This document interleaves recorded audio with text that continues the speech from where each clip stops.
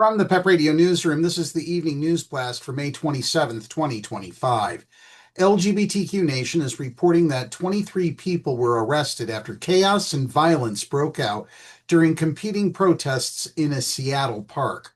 A large crowd waving trans flags showed up to protest a conservative Christian rally by Mayday USA, a group touring the country to speak out against reproductive and LGBTQ plus rights with the slogan, #Don't Mess With Our Kids.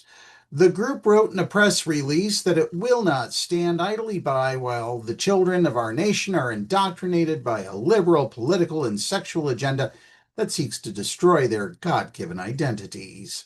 Organizers of the counter-protest, called Keep Your Bibles Off Our Bodies, called the Mayday USA rally a well-funded anti-trans, anti-queer event, provocatively being held in the heart of the queer community. Each rally attracted about 500 people, according to the Seattle Times. As tensions grew, protesters began throwing objects at officers who showed up in riot gear and shoving them. Over a period of several hours, police handcuffed multiple protesters while pinning them to the ground.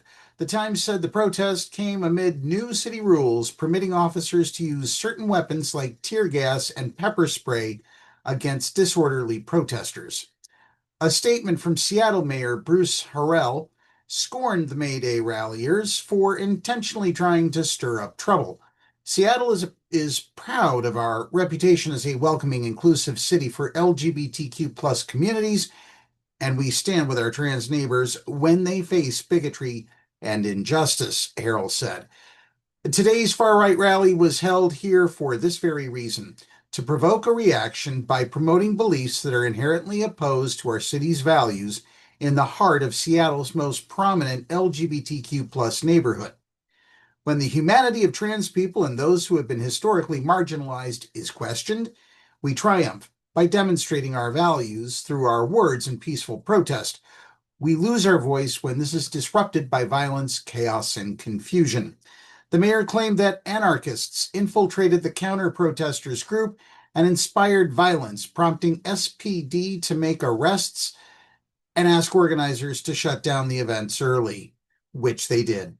He said he is grateful to those who made their voices heard without violence and directed the city parks department to review all of the circumstances of this application to understand whether there were legal location alternatives or other adjustments that could have been pursued.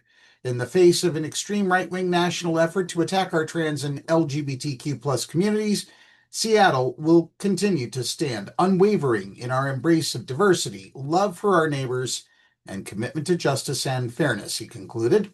Mayday USA spokesperson Pastor Folake Kellogg told the Times the group was not trying to provoke anything with the rally's location and that the city had actually rejected its permit request for a different park near Pike Place Market before they ended up at the LGBTQ plus neighborhood's Cal Anderson Park.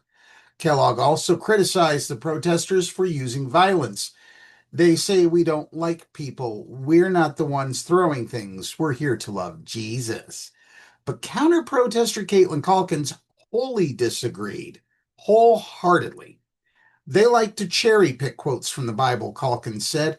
They say they want to protect children from people supposedly bad because of misinformation about trans people. BJ Cummings, who also attended to fight for her trans child, said the group claims to be protecting children when they're actually putting them in harm's way.